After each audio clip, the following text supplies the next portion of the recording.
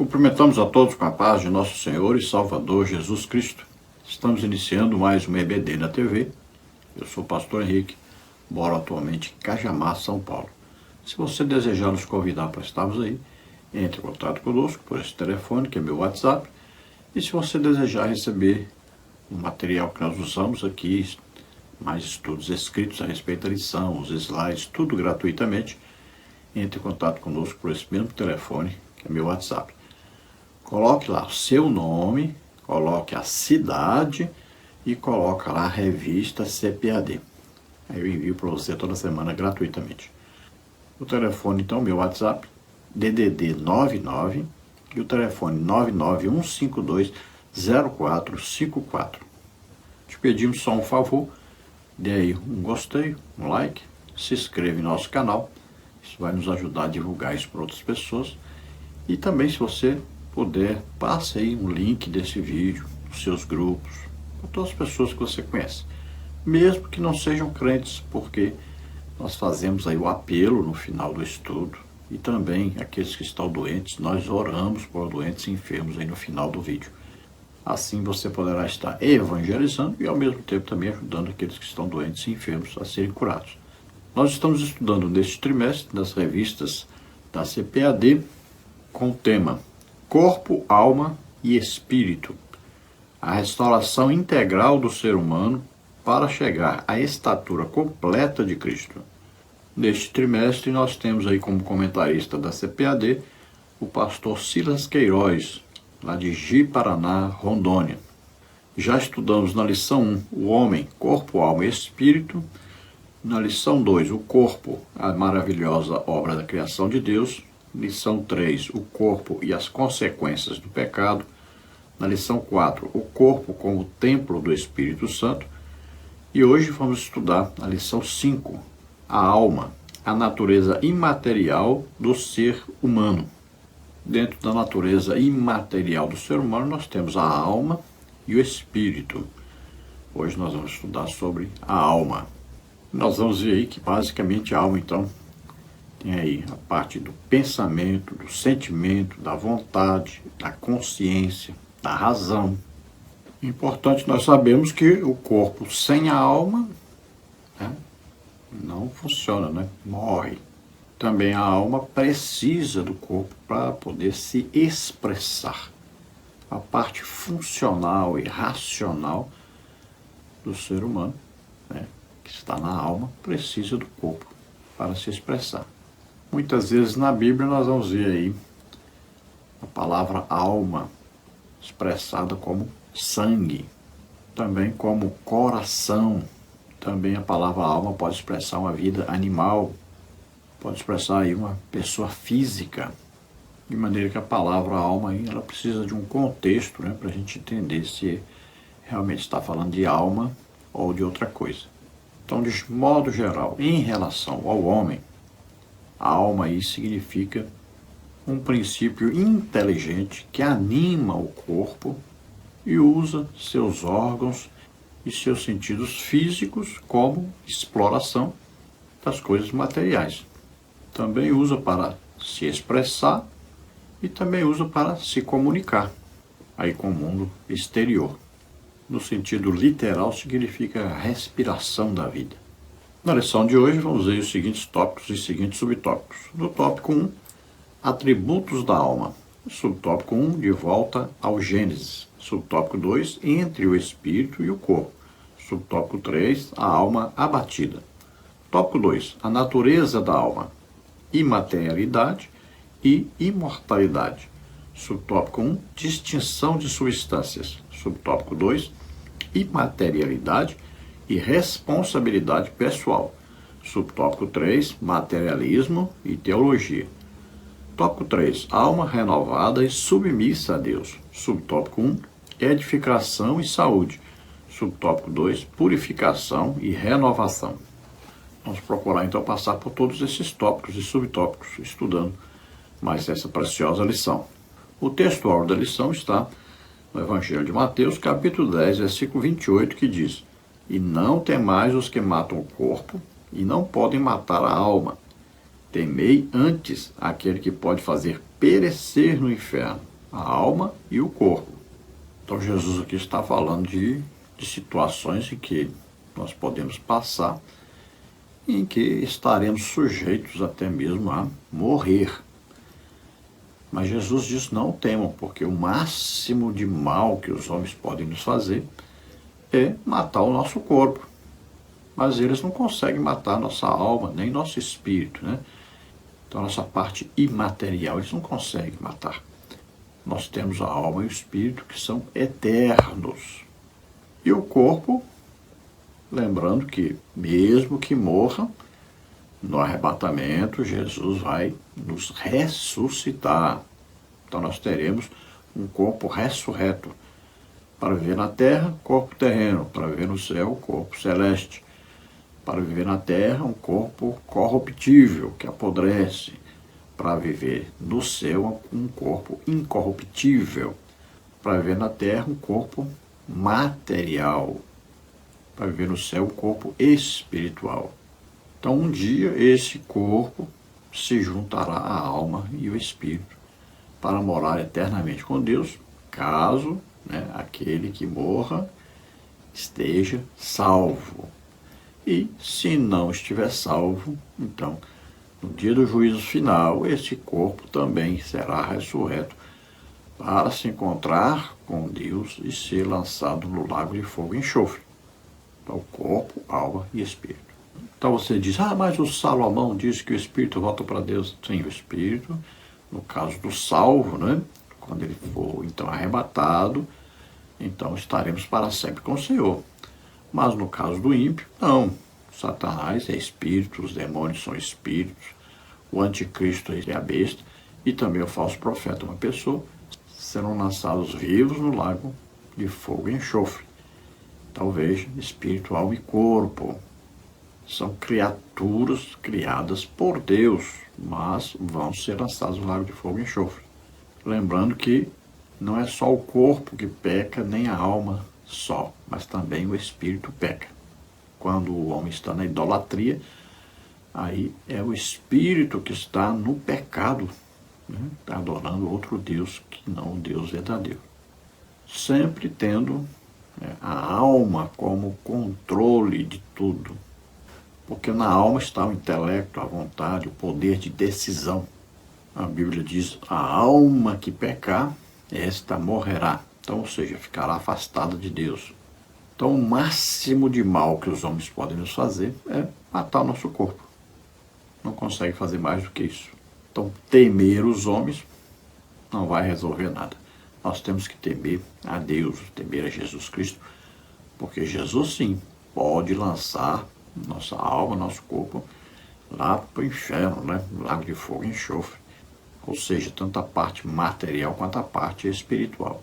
Já os homens, o máximo que podem fazer, então, é prejudicar nossa parte material. Verdade prática. Cuidar da alma é uma atitude fundamental para uma vida cristã estável e uma eternidade de alegria e paz. Leitura bíblica em classe. Gênesis 1, 27 e 28, também Gênesis capítulo 2, versículos de 15 a 17, e Mateus capítulo 10, versículo 28. Vamos ler. E criou Deus o homem à sua imagem, a imagem de Deus o criou. Macho e fêmea os criou. E Deus os abençoou, e Deus lhes disse: frutificai e multiplicai-vos, e enchei a terra e sujeitai-a, e dominai sobre os peixes do mar, e sobre as aves dos céus, e sobre todo animal que se move sobre a terra. E tomou o Senhor Deus o homem, e o pôs no jardim do Éden, para o lavrar e o guardar. E ordenou o Senhor Deus ao homem, dizendo: de toda árvore do jardim comerás livremente, mas da árvore da ciência do bem e do mal, dela não comerás, porque no dia em que dela comeres, certamente morrerás. E não temais os que matam o corpo e não podem matar a alma. Temei antes aquele que pode fazer perecer no inferno a alma e o corpo. Então veja, tudo que Deus criou, Deus mesmo disse que era bom.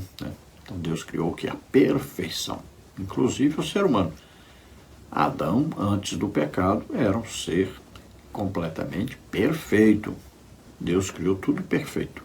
Então, após Adão pecar, aí sim ele perdeu a imagem e semelhança de Deus. Ele perdeu a condição de filho de Deus. Veja que na genealogia fala Adão de Deus. Mas quando Sete nasce, veja que ele nasce à imagem e semelhança de Adão, não de Deus. Então ele herdou a semente pecaminosa de Adão, não a perfeição de Deus. Veja que Deus criou então um macho e uma fêmea, um homem e uma mulher. Assim Deus uniu esses dois seres, só um homem e só uma mulher. E sempre um macho e uma fêmea. E a ordem de Deus é crescer, frutificar, multiplicar. Então veja que era para também o homem que dominar sobre a terra, sobre os animais, sobre tudo, dominar, sujeitar tudo debaixo do seu poder.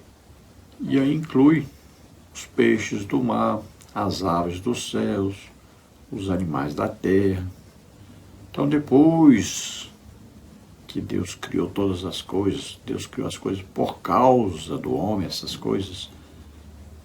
Aí Deus vai criar o jardim. Veja que Adão já existia antes do jardim ser criado. Depois que o jardim, então, é criado, aí Deus pega e coloca o homem nesse jardim. Aí é que Eva vai ser criada. Eva já nasceu no jardim. Por isso nós podemos entender porque as mulheres gostam tanto de flores. Já nasceram no meio das flores. Então, no meio do jardim do Éden, tinha ali duas árvores. Uma árvore chamada árvore da vida e outra árvore chamada árvore do conhecimento do bem e do mal. Se o homem não comesse da árvore do conhecimento do bem e do mal, ele poderia ter acesso, então, à árvore da vida. Então, de 1000 em 1000 anos, nós podemos aí deduzir que ele comeria do fruto dessa árvore da vida para viver mais 1000 anos. Adão, com 930 anos, morreu próximo de comer do fruto da árvore da vida. Mas como ele comeu da árvore do conhecimento do bem e do mal, ele perdeu o direito de comer da árvore da vida. Foram colocados ali 2 querubins, e ali espadas flamejantes, protegendo a árvore da vida para que ele não comesse e não vivesse eternamente aqui na terra. O homem que chegou mais próximo de viver eternamente foi Matusalém, que viveu 969 anos. Noé viveu 950, Então foram aí os homens que chegaram mais próximos de viver 1000 anos, mas agora já não tinha mais acesso à árvore da vida. E devido ao pecado, Deus reduziu a idade do homem para no máximo 120 anos, porém alguns homens ainda viveram bastante, Até Moisés viveu 120. Depois de Moisés, o único homem que viveu mais de 120 anos foi o sacerdote Joiada, que viveu 130 anos. A introdução da lição diz: na primeira lição, apresentamos um conceito preliminar da alma, demonstrando seu lugar na tríplice constituição do homem. Vimos que junto do espírito e inseparável dele, a alma compõe a parte imaterial ou espiritual do ser humano que o torna uma pessoa criada à imagem de Deus. Nesta lição, buscaremos nos aprofundar no conceito e distinção da alma, estudando seus atributos e sua importância no relacionamento com Deus e com o próximo. Então, a alma está tão unida ao espírito que muitas vezes confunde, as pessoas que vão estudar sobre isso, pensando que são a mesma coisa. Mas a Bíblia insiste, explica, mostra claramente que existe diferença entre alma e espírito, que existe separação. Um dos exemplos é 1 Tessalonicenses, capítulo 5, versículo 23, que diz: e o mesmo Deus de paz vos santifique em tudo, e todo o vosso espírito, e alma, e corpo, sejam plenamente conservados irrepreensíveis para a vinda de nosso Senhor Jesus Cristo. E Hebreus 4:12 diz: porque a palavra de Deus é viva e eficaz e mais penetrante do que espada alguma de 2 gumes, e penetra até a divisão da alma e do espírito, e das juntas e medulas, e é apta para discernir os pensamentos e intenções do coração. E nós vemos aí uma declaração muito importante na palavra de Deus, no livro de Ezequiel, capítulo 18, versículo 4. Eis que todas as almas são minhas. Como é a alma do Pai, assim também a alma do Filho é minha. A alma que pecar, esta morrerá. Então, aí explicando bem claro, né, que o filho não vai herdar o pecado do pai, não é por isso que ele vai deixar de ser salvo, porque às vezes o pai não presta e o filho pode ser uma boa pessoa e temer a Deus e se converter. Então ele será salvo, porém o pai é condenado. Às vezes o pai, né, se converteu, é salvo, mas o filho é rebelde, o filho não se converteu. Então o filho vai para o inferno, o pai será salvo. Então não depende, nem o pai depende da fé do filho, e nem o filho depende da fé do pai. Na Bíblia nós temos vários exemplos assim, né? Por exemplo, os filhos de Samuel eram filhos de Belial, não prestavam, né? Já Samuel, um homem a toda prova, né? Um homem que serviu a Deus com uma fé tremenda e um homem tremendamente obediente a Deus. Olha, aí vemos o rei Amon, que não prestava, já o seu filho Josias foi o melhor rei de Israel, melhor rei de Judá, né? Que temeu a Deus e destruiu a idolatria no meio do seu povo.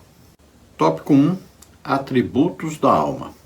Subtópico 1, de volta ao Gênesis. A parte imaterial do ser humano é o que mais o diferencia dos animais, como bem evidenciado na criação, Gênesis 2:7. O homem é um ser pessoal, criado à imagem de Deus, com autoconsciência e autodeterminação. O Criador fez-lhe seu representante, dando-lhe poder de governo sobre toda a obra criada. Salmos 8, de 3 a 6. Enchei a terra e sujeitai-a, e dominai, Gênesis 1:28. Sua capacidade de administração, compreensão e decisão moral é resultado do caráter consciente e autônomo da alma humana. Isso é exemplificado originalmente na aptidão de lavrar e guardar o jardim, Gênesis 2:15. Discernir entre o certo e o errado e fazer escolhas, Gênesis 2:16, 17. E dar nomes aos animais, Gênesis 2:19. A parte afetiva do homem é demonstrada na afirmação divina da necessidade de uma companheira e na expressão de satisfação de Adão ao receber Eva, que alguns eruditos consideram ser a primeira composição poética da história humana, Gênesis 2:18 e 23. Bom, alguns entendem como, né, poético que Adão falou, mas falar carne da minha carne, ossos dos meus ossos, né, não tem nada a ver com poesia, né? Adão, na verdade, estava profetizando, estava sendo instrumento, podemos dizer então que foi a primeira profecia do ser humano sobre a terra que Adão falou. Veja aí Gênesis, né, 2:18 a 23. E disse o Senhor Deus, não é bom que o homem esteja só, far-lhe-ei uma adjutora que esteja como diante dele. Havendo, pois, o Senhor Deus formado da terra todo animal do campo e toda ave dos céus, os trouxe a Adão para este ver como lhes chamaria. E tudo que Adão chamou, e toda alma vivente, isso foi o seu nome. E Adão pôs os nomes a todo gado, e às aves dos céus, e a todo animal do campo, mas para o homem não se achava adjutora que estivesse como diante dele. Então o Senhor Deus fez cair um sono pesado sobre Adão, e este adormeceu, e tomou das suas costelas, e cerrou a carne em seu lugar, e da costela que o Senhor Deus tomou do homem, formou uma mulher e trouxe a Adão. E disse a Adão, esta é agora osso dos meus ossos, e carne da minha carne. Esta será chamada varoa, porquanto do varão foi tomada. Portanto, deixará o varão seu pai e sua mãe, e apegar-se-á a sua mulher, e serão ambos uma carne. Veja, Adão sabia alguma coisa sobre pai e mãe? Ele tinha pai e mãe? Não. Então ele estava profetizando, né, a união que Deus estava estabelecendo, que era o casamento a partir daí. Então Adão já fala que o homem se unirá à sua mulher e serão os dois uma só carne. E quando Adão diz que a Eva foi tomada dele, da sua carne, né, como ele já estava dormindo, ele não sabia, então ele está aí dizendo uma profecia, né, ele está profetizando, ele está dizendo a respeito da união do homem e da mulher. Deus está falando através dele, porque quando Eva foi tirada, ele estava dormindo, ele não viu nada disso. Nós podemos imaginar então a alegria de Adão ao ver uma mulher, uma companheira, já que ele olhando os animais, e ele viu que nenhum dos animais, né, poderia ocupar o lugar de uma companheira que estivesse à sua altura. Não havia nenhuma companheira de inteligência como ele, de conhecimento de Deus como ele, de perfeição como ele. O homem foi criado muito inteligente. Nós podemos ver isso, né, através de Adão. Imagine colocar nome em todos os animais, as aves, tudo certinho, de acordo com o que cada um fazia, de acordo com a natureza de cada um. Então veja, ele colocou o nome em todo o gado, em todas as aves, em todos os animais. Também Deus lhe deu domínio sobre tudo isso, mostrando que o homem é um ser super inteligente. Veja, com a entrada do pecado, o homem involuiu. O homem não evoluiu. Pelo contrário, com a entrada do pecado, ele foi perdendo a sua capacidade de raciocínio, capacidade de perfeição. Então o homem possuiu uma autoconsciência, né, consciência de si próprio, uma autodeterminação. Então ele mesmo pode decidir se quer seguir a Deus, se quer seguir a Satanás, se quer obedecer a Deus ou não. Ele foi criado com um livre-arbítrio. Pode ver que quando Adão peca, olha só, ele tinha duas possibilidades. Ele podia comer da árvore ou não. Deus não disse, não coma e pronto, ele não vai comer nunca. Ele tinha ali a capacidade de escolher entre comer ou não do fruto da árvore do conhecimento do bem e do mal. E quando ele come, Deus diz, agora o homem é como um de nós, sabendo o bem e o mal. Todo ser humano sabe o que é bem e o que é mal. Tanto o ímpio quanto o crente sabe o que é bem e o que é mal. Tem consciência disso. Veja que Deus diz para o homem para guardar o jardim. Por quê? Porque havia ladrão. Satanás estava ali. Era preciso guardar e lavrar. Quer dizer, então, cuidar também materialmente, né? Aí se tinha uma planta sensível que precisava ficar limpinha, sem nenhum mato, né? Alguma planta daninha prejudicando o seu crescimento, Adão deveria providenciar, né? Retirar aquilo que prejudicava uma planta que daria para ele um fruto para comer. Então, se ele tinha condição de lavrar, de cuidar da terra, de ao mesmo tempo ele também vigiar, guardar, é porque ele tinha muita inteligência. Subtópico 2, entre o espírito e o corpo. A alma do homem é sua personalidade ou distintivo pessoal. Seus três principais atributos são emoção ou sentimento, razão ou intelecto e volição ou vontade. É, portanto, a sede dos afetos, raciocínios, impulsos, desejos e decisões. O ser humano emprega esses atributos em sua comunicação com Deus e com o mundo físico, principalmente seus semelhantes. Para ter comunhão com Deus, a alma serve-se do espírito. Para comunicar-se com o próximo, o veículo são o corpo e seus órgãos sensoriais, pele, olhos, ouvidos, nariz, boca. Pode-se dizer, então, que a alma funciona entre o espírito, que se conecta com Deus, o ser divino, e o corpo que se conecta com o mundo dos homens. O cântico de Maria na casa de sua prima Isabel é uma típica cena dessa tríplice interação e comunicação. Lucas 1, 46, 47. Então Maria, né, naquilo que é chamado aí magnificar, né, naquela declaração que ela fez ali diante de Isabel, ela estava ali adorando a Deus, louvando a Deus, e ela fala do corpo dela que estava sendo instrumento de Deus para nascer o Salvador, fala da sua alma que estava engrandecendo a Deus e fala do seu espírito que estava se alegrando, né, de ser usada por Deus. Então ela fala aí da tricotomia. A alma aí, o que? Ela controla, né, ela decide. Quando o anjo Gabriel fala para Maria que ela seria a mãe do Salvador, ele espera uma resposta dela e ela diz: faça-se a vontade de Deus. Veja que ela está tomando uma decisão de aceitar o plano de Deus sobre ela, na vida dela, para nascer o Salvador. Se ela fala não quero de jeito nenhum, o anjo passaria para outra mulher, mas ela aceitou. Então ela tomou uma decisão. E essa decisão está na alma. Por isso que a Bíblia diz: a alma que pecar, esta morrerá. Que é a alma que toma a decisão. Então a escola bíblica dominical, domingo de manhã, o que acontece? Uma luta, né? Olha lá, o corpo quer ficar dormindo. Se você está lendo a Bíblia, está orando, né? Então o que acontece? O espírito e a alma se juntam e concordam de ir para a escola bíblica dominical. Se você não está lendo a Bíblia, não está ouvindo a palavra de Deus, não está orando, o corpo quer ficar dormindo, a alma concorda e o espírito também, ou só a alma e o corpo concordam. Então você não vai para a escola bíblica dominical. Por isso temos que estar sempre congregando, ouvindo a palavra de Deus, lendo a palavra de Deus, sempre orando, né?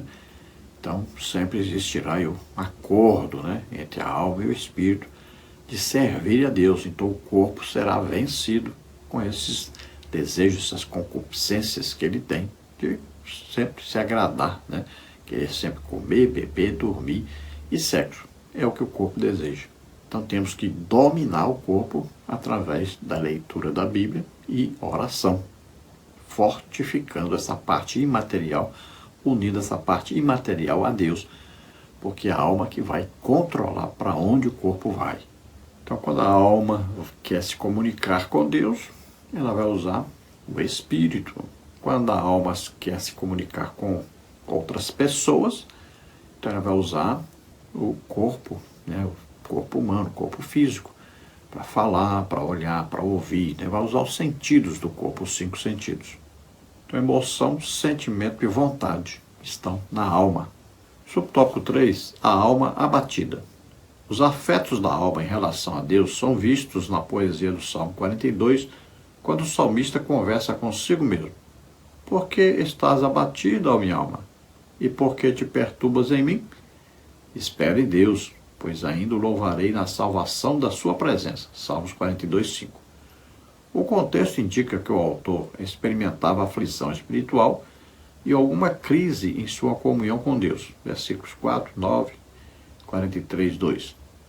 Por isso sua alma estava entristecida e suspirava. A minha alma tem sede de Deus, do Deus vivo. Quando entrarei e me apresentarei ante a face de Deus? Salmos 42, 2.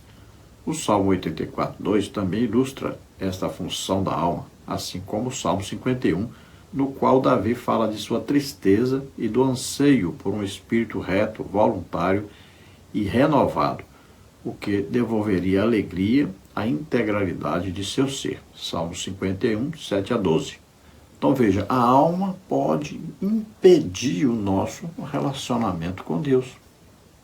A alma pode nos fazer ter uma consciência do pecado a ponto de nos impedir de nos comunicarmos com Deus. Veja só, se a alma está abatida, está triste excessivamente, né? Como que acontece com muita gente que tem, por exemplo, problema de depressão, né? Então, essa alma está doente, essa alma está prejudicada, ela não consegue se relacionar com Deus, ela não consegue dar lugar ao espírito de liberdade, ao espírito de ir a Deus, de ter comunhão com Deus. Também a alma vai influenciar o corpo, vai causar doenças no corpo. Então, a alma doente, ela atrapalha todo o funcionamento do ser humano. Por isso que a depressão mata a ansiedade, né? Hoje aí muito se fala sobre a síndrome de burnout, né?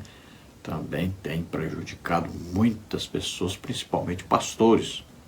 Então temos que tomar muito cuidado com a alma, manter essa alma alegre, feliz, em comunhão com Deus. E para isso nós temos que estar lendo a Bíblia, temos que estar congregando, temos que estar meditando na palavra de Deus. E a alma precisa também, por exemplo, de música, louvarmos a Deus, adorarmos a Deus, louvarmos a Deus, estarmos felizes. Então, para isso, nós precisamos investir no nosso relacionamento com as outras pessoas. Nós temos que amar a nós. Ou como vamos amar os outros se nós não amamos nem a nós mesmos? Então, temos que nos amar. Temos que nos perdoarmos a nós mesmos. Veja, muita gente tem problema porque não consegue se perdoar a si mesmo. Como é que vai perdoar os outros? Não perdoa nem a si próprio. Então veja que o salmista Davi, por ele estar em pecado, a sua alma acusava-o e o impedia de estar em comunhão com Deus. Impedia o espírito de se comunicar adequadamente com Deus. Veja só. Então a alma precisa estar bem. Você precisa crer no perdão de Deus. Que diz a palavra de Deus, se confessarmos nossos pecados, Ele é fiel e justo para nos perdoar de todo pecado, de toda iniquidade.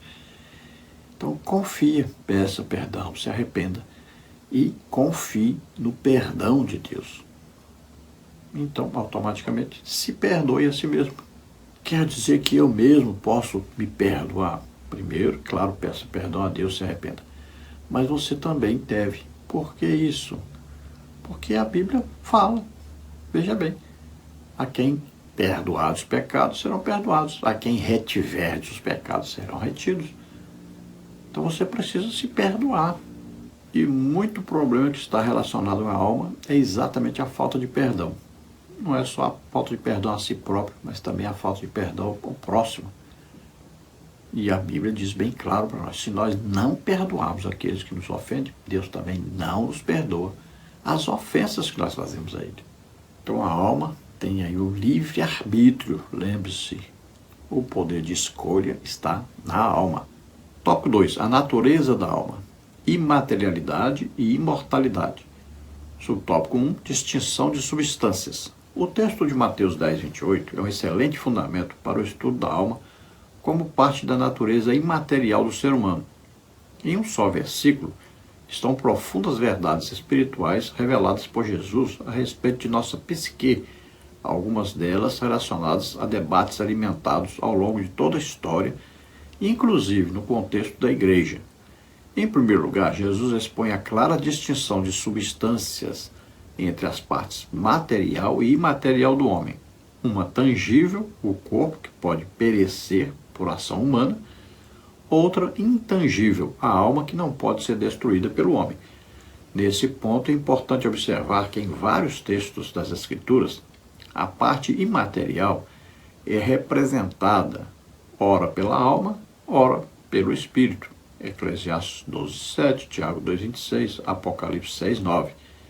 Nesses casos, as referências sempre abrangem ambas as substâncias devido à sua inseparabilidade. Então, quando Jesus fala sobre temer a Deus, mais do que temer os homens, porque o máximo que os homens podem nos fazer é atingir o nosso material. Pode destruir o nosso corpo, matar, queimar, alguma coisa. Mas a alma, que é a parte material, aí pode juntar as duas coisas, tanto a alma como o espírito, um homem não pode tocar, não pode destruir. Pode entristecer, pode atrapalhar alguma coisa, sentimentalmente e tal, mas não pode destruir, porque é eterna, não é atingível por armas humanas. Então, muitas vezes na Bíblia nós vamos encontrar essa parte imaterial sendo representada pela alma, mas também pode ser representada pelo espírito. Tiago fala que o corpo sem o espírito está morto. E aí pode significar tanto a alma quanto o espírito, né? A vida. Sem a parte imaterial, o corpo está morto. E também a parte material sem o corpo não vai poder sobreviver na Terra.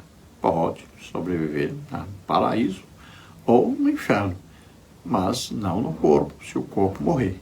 Por exemplo, se a pessoa tiver uma morte cerebral, se você for lá cortar o corpo da pessoa, ela não vai sentir dor, porque não existe ali a percepção, não existe ali a vida, a alma, o espírito.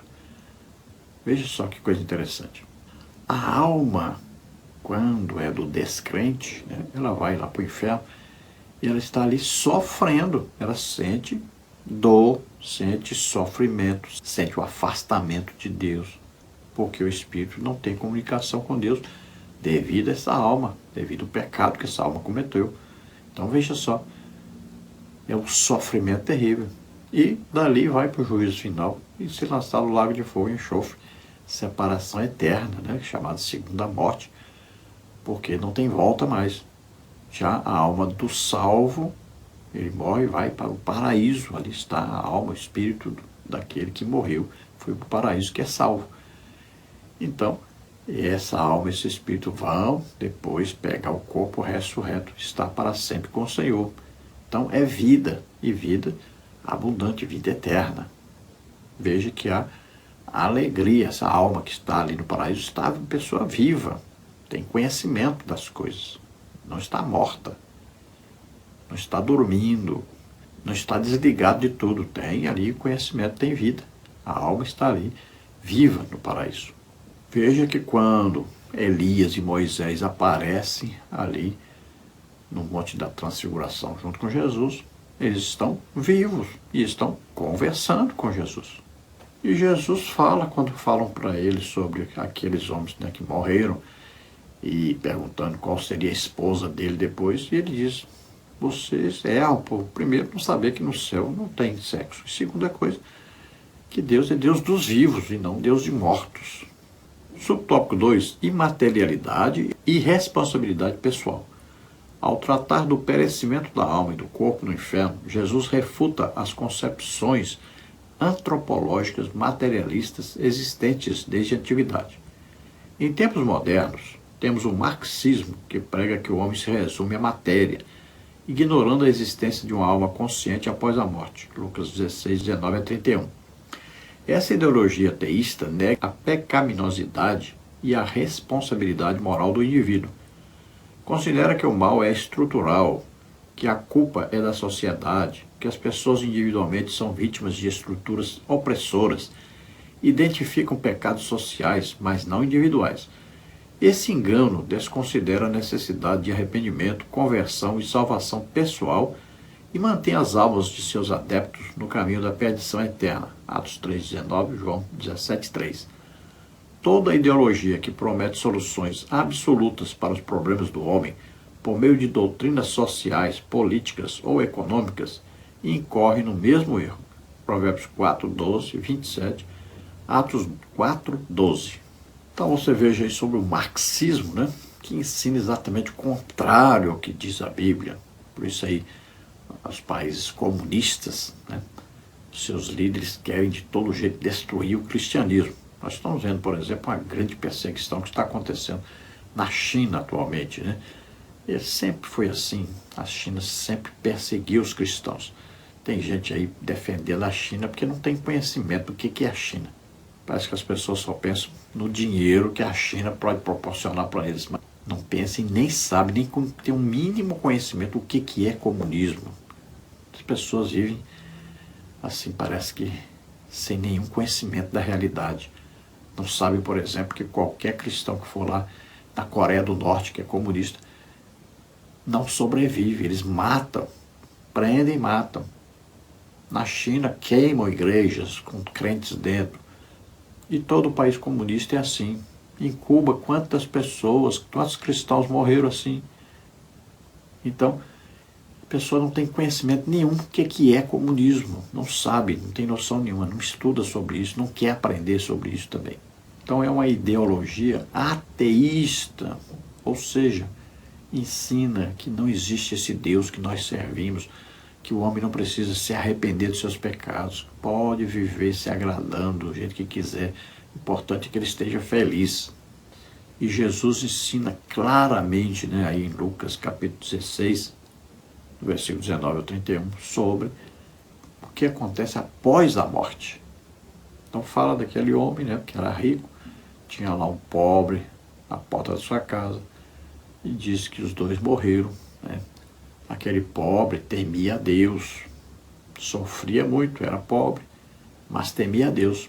Morreu, foi para o paraíso, agora estava feliz, alegre. Mas aquele homem rico não temia a Deus e morreu também. Mas ele foi para o inferno. Então Jesus fala a diferença. Enquanto o rico estava sofrendo terrivelmente, aquele pobre estava vivendo muito bem, muito feliz. Evidente, falando aí da alma, não do corpo, porque o corpo tinha morrido, tinha sido sepultado, já tinha apodrecido, tinha acabado. Mas estava falando da alma após a morte e do espírito, porque tinha consciência de Deus. E essa parte que tem aí é o espírito, que tem o conhecimento claro de Deus. Então, Lázaro feliz porque está com Deus, está feliz porque tem a vida eterna, não tem mais acusação nenhuma de pecados, está justificado, está feliz porque está na presença de Deus e nada mais pode lhe causar qualquer mal. Ele agora não é mais pobre, ele agora não é mais humilhado por ninguém, enquanto o rico, que antes humilhava, agora está humilhado e está se humilhando, pedindo até para Lázaro molhar a ponta do dedo e colocar na língua dele, porque ele está sofrendo muito. Imagine, ele está sentindo dor, sede, sofrendo, e o seu espírito, nós vamos ver, olha só, tem conhecimento que ele está sem Deus e quer que Abraão envie alguém para pregar para os seus parentes, olha só. Então ele tem conhecimento tanto da alma quanto do espírito. Então existe o ensino bíblico que é preciso o homem se arrepender dos seus pecados, se converter, crer no Evangelho para ser salvo. Subtópico 3. Materialismo e teologia. A visão materialista da natureza humana vai além das questões político-ideológicas, afeta também a tecnologia, principalmente quanto à missão da igreja e à ortopraxia, isto é, a prática correta. No campo católico, inspira a teologia da libertação, do protestantismo a teologia da missão integral. Ambas se alimentam de concepções socioeconômicas e políticas comum ao marxismo, que, por sua vez, tem como fundamento o ideário materialista e crítico, que busca tirar Deus do cenário humano e instigar as lutas de classes. Toda negação da condição pecaminosa do homem é, no mínimo, um ateísmo prático, independentemente do viés que assuma. Lamentações 3:39, título 1:16. Algumas correntes teológicas contemporâneas reinterpretam as Escrituras com base em vertentes da teologia da libertação e compartilham do mesmo campo de distorção e confusão espiritual. Lucas 11:17, 1 Coríntios 14:33. Conflitam com a sã doutrina que é essencial para a salvação da alma. 1 Timóteo 4:6-16, 2 Timóteo 4, de 1 a 3. Lembrando aos irmãos que nos nossos estudos escritos, nós colocamos aí mais detalhes para você compreender, porque aqui o espaço é muito pouco para nós podermos explicar tudo isso aí, que só nessa parte aqui nós temos muita coisa para aprendermos aí sobre o que significa cada uma dessas coisas. E nós estamos vivendo uma época dominada aí por política, por ideologia. E isso tem afetado a teologia. Veja aí, teologia da libertação, nós temos visto aí, atualmente está sendo falado sobre isso aí. Apoio do Papa, teologia da libertação. Se você souber, se você estudar direitinho o que é teologia da libertação, você vai ver que é antibíblica. E temos aí várias religiões que se dizem evangélicas que defendem a teologia da missão integral, que é outra coisa antibíblica, que é colocar o materialismo acima da espiritualidade. Por isso que você vai ver que muitas denominações que se dizem evangélicas são esquerdistas. Ou seja, preferem que haja um comunismo, porque eles vão se dar bem no comunismo. O comunismo vai ensinar o quê? Que tudo pertence ao governo e que o governo controla tudo, inclusive a sua religião. Você fica totalmente dependente do governo. Então, aquilo que o governo te dá. Lá em Cuba, por exemplo, as pessoas passam, né, a vida toda comendo ali um pé de frango, uma asinha de frango, né, e também medido. Você pode comer aí, por exemplo, um pé de frango só por dia. Então, o governo é que dita o que você pode ou não pode comer. Religião, cristão, você não pode ser. Senão você vai ter conhecimento do que é certo, o que é errado, vai ter conhecimento do pecado. Veja só. Então, eles decidem tudo por você. Você está vendo acontecendo isso no Brasil hoje. Eles querem decidir o que você pode ou não pode ter, o que você pode ou não pode fazer, o que você pode ou não pode falar. Veja bem, eles é que decidem. O ser humano passa a não decidir nada. Querem decidir o que você pode ver na sua TV, o que você pode ver no computador, o que você pode ver na internet, o que você pode falar, o que você pode criticar. Tudo eles querem decidir, tudo. Então você vai ver na teologia da libertação como se Jesus fosse um líder político, um revoltoso. O foco da teologia da libertação é a ação social, né? É aí, agradar todo mundo, desde que sigam a sua cartilha. É a teologia de cada dia você fica mais pobre e dependente da religião, dos líderes religiosos e dos líderes políticos, né? E cada dia você se afasta mais da salvação. Então eles ensinam e pregam a justiça social, não o evangelho. Então a solução para eles é social. O homem é pecador por causa da sociedade que ele vive. Eles pensam assim, é por causa do meio que ele vive. Eles se esquecem de que tem pessoas que saíram lá da miséria e hoje são pessoas ricas, né? Se deram muito bem financeiramente. Também desconsideram que pessoas muito pobres, que sofriam muito, são crentes hoje, né? São pastores, são líderes de grandes igrejas. E na teologia deles não poderia existir isso. Então eles são esquerdistas, essas pessoas que adotam essa teologia da missão integral. São marxistas. Geralmente usam uma linguagem de lutas de classes. Então estão mais preocupados com a vida social da pessoa do que com a vida cristã da pessoa. Então seria como aí, né? Eles gostam muito dos maçons, né? Veja só. Eles querem apoiar aqueles que se preocupam com a parte social e não se preocupam com a parte religiosa, com a salvação real das pessoas. Não importa a sua religião, não importa a sua denominação, importa que você esteja bem socialmente, que você esteja bem fisicamente, que esteja bem emocionalmente. O espaço aqui é curto e nós colocamos para você na parte escrita bastante coisa sobre esses assuntos para você compreender melhor. Tópico 3. Alma renovada e submissa a Deus. Subtópico 1. Edificação e saúde. A estabilidade de nossa vida cristã e nosso destino eterno dependem de como cuidamos de nossa alma. Lucas 12, 13 a 21. A oração é um meio eficaz para nos livrar da ansiedade, um transtorno de dimensão global. Filipenses 4, 6, 1 de Pedro 5, 7. Deus nos dá sua paz e protege nossas emoções e pensamentos. Filipenses 4, 7. E nos guia no caminho de sua vontade. Colossenses 3, 15. Nossa parte é alimentar nossa mente apenas com o que edifica. Filipenses 4, 6 a 8. O que falamos, o que ouvimos, o que lemos, o que vemos. Nossos hábitos diários determinam a saúde de nossa alma. Salmos 1, 1. Então a estabilidade da nossa vida espiritual, da nossa vida sentimental, da nossa vida social, então depende aí do nosso tratamento com a nossa alma. que estamos fazendo com a nossa alma? Estamos alimentando a alma de quê? Então, às vezes, você está alimentando a sua alma aí com inimizades, tragédias, né? Com coisas ruins o tempo todo. Entra aí para ver coisa ruim o dia inteiro. Ou assiste filmes aí, né, violentos, né? Muita coisa que você está alimentando a sua alma, coisas que estragam a sua alma.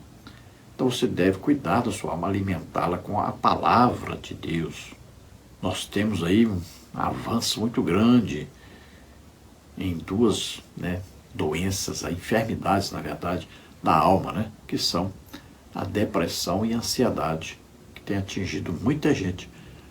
A depressão, preocupação excessiva com o passado. A ansiedade, preocupação excessiva com o futuro. Então veja, se nós estamos bem com a nossa alma funcionando direitinho, nós sabemos que Deus já nos perdoou de todos os pecados, de tudo que aconteceu no passado. Se nós estamos bem com a nossa alma aí, sabemos também para onde nós vamos. Nós estaremos para sempre com o Senhor. Então olha só, você elimina essa grande preocupação com o passado e elimina essa grande preocupação com o futuro. Então, alimenta a sua alma da Bíblia e tenha certeza da sua salvação, tenha certeza para onde você vai, Nova Jerusalém, para morar eternamente com Deus. E aí você estará livre tanto da depressão quanto da ansiedade. A Bíblia diz para nós o quê? Não fique excessivamente preocupado, né? Ansioso. Deposite sua confiança em Deus. Jesus diz, não fique ansioso. Você por acaso pode acrescentar aí 1 centímetro ao seu tamanho? Não fique preocupado, ansioso com o que vai comer amanhã, como vai se vestir. Se Deus cuida das plantas, né, das flores, dos passarinhos, imagine de nós. Então, não fique excessivamente preocupado com o futuro. Jesus repreendeu o mar pelo excesso de preocupação com as coisas materiais, mais preocupada com a alimentação das pessoas do que de ouvir Jesus.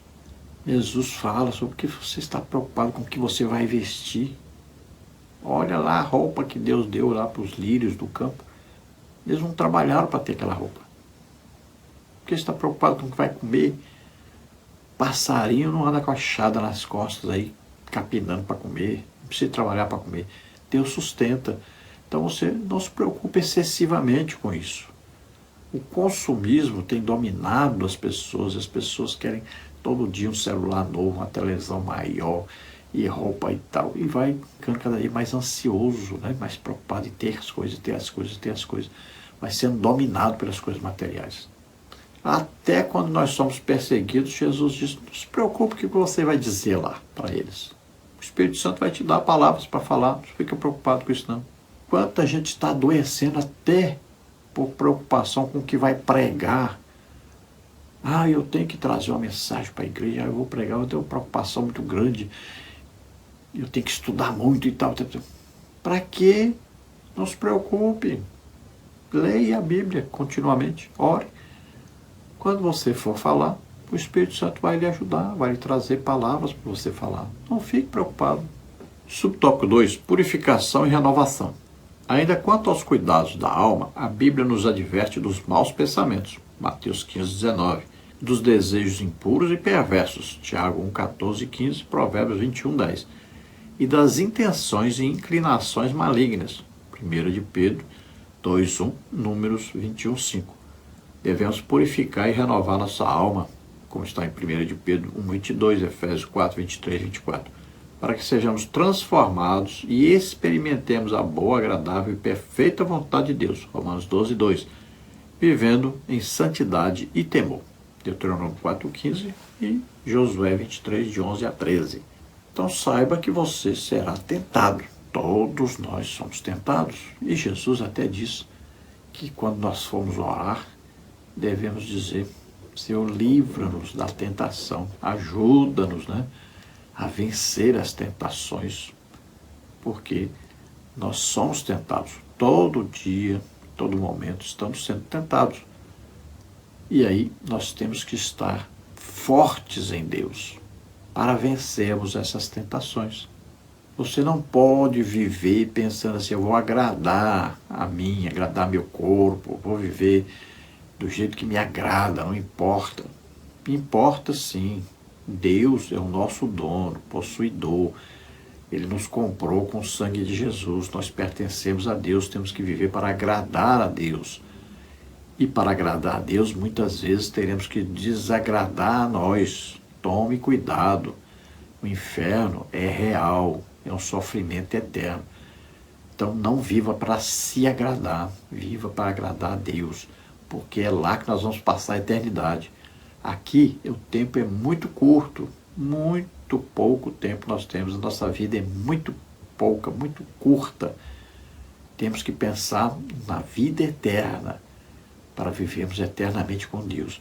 Então se arrependa dos seus pecados, mude de vida, agrade a Deus, invista no seu futuro eterno.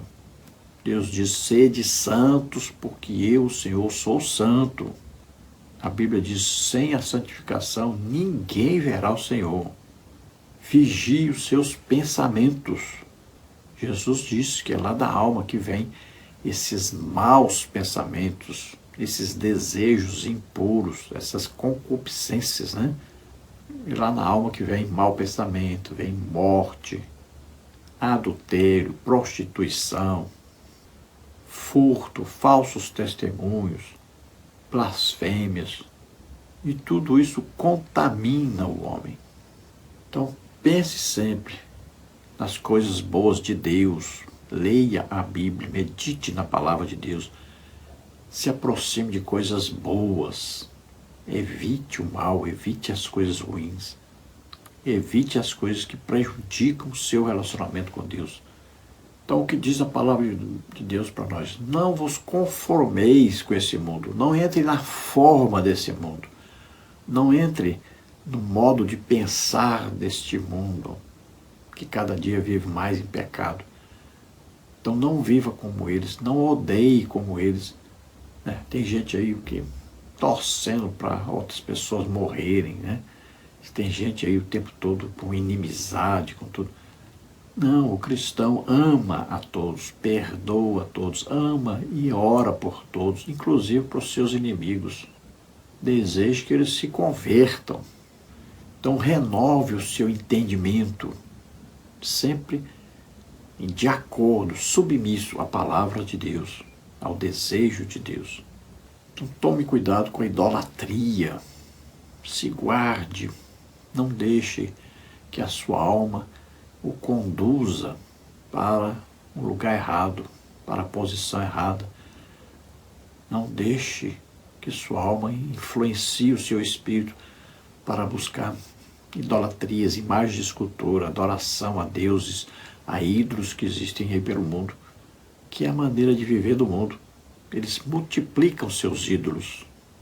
Então guarde a sua alma, fortaleça a sua alma com a palavra de Deus e retire da sua vida essas coisas ímpias, essas coisas que destroem a sua vida com Deus, o seu relacionamento, a sua comunhão com o Espírito Santo. Conclusão. O cristão precisa viver em plena santificação, o que inclui a contínua rejeição de pensamentos, sentimentos e desejos pecaminosos, mantendo pura sua alma. 1 de Pedro 1,22, 1 de João 1,7.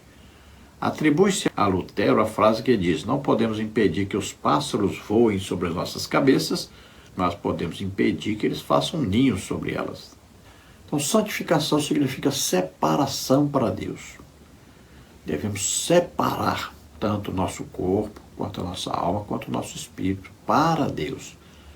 Viver em santificação, em separação. E para isso, então, mantermos uma disciplina diária de vida cristã.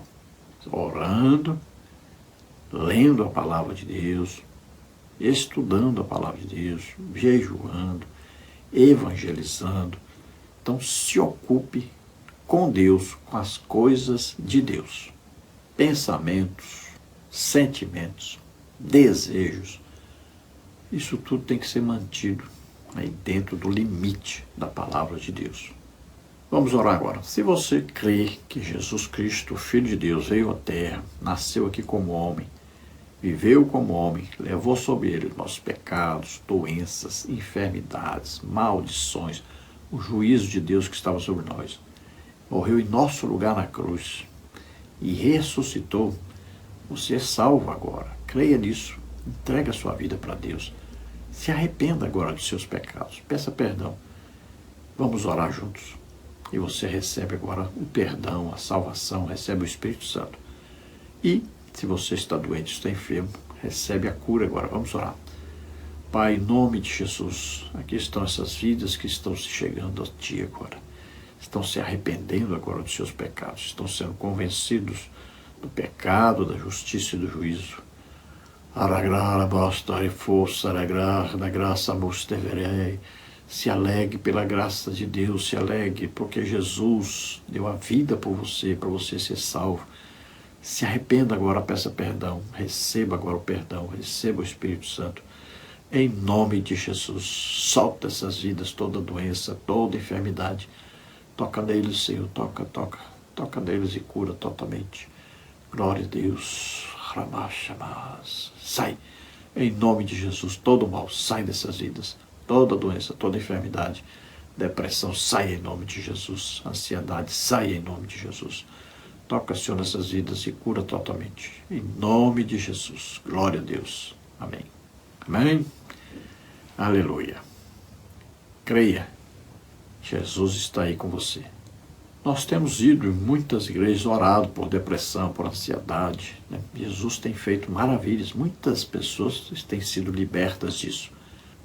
Nós nos colocamos sempre à disposição dos irmãos para estarmos aí com os irmãos, ministrando também curas físicas. Né? Tem as curas da alma, curas do espírito e curas do corpo.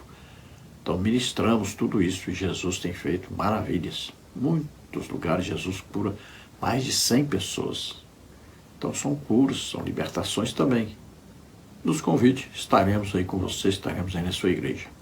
Além disso, é claro, fazemos palestras, né, para professores de escola bíblica dominical, fazemos palestras sobre missões, sobre escatologia, né, sobre família e vários outros assuntos. Então, nos convide, estaremos aí. Lembrando que se você deseja receber os slides que nós colocamos aqui e mais estudos escritos a respeito da lição, é só entrar em contato conosco, diga seu nome, a cidade onde você mora e coloca lá a revista CPAD. Eu envio para você toda semana esse material gratuitamente. Não se preocupe, você não vai pagar nada. Se você deseja nos ajudar, eu não sou pastor de igreja, não sou aposentado e também tem mais de 8 anos e meio que estou desempregado. Então, se você puder mandar R$5, R$10, não importa a quantia, envie. Com certeza, Deus vai abençoar você, vai abençoar a sua família. Tenha certeza disso. Então, aí estão as contas. Caixa Econômica, está aí o Bradesco, está aqui o Banco Brasil. Banco Brasil, o nome da minha esposa, Edna Maria Cruz Silva, está aí o Pix. O meu Pix, você vê aí, CPF 331-957-81620. Agradecemos a todos, Deus abençoe, esperamos ter ajudado os irmãos. A paz do Senhor.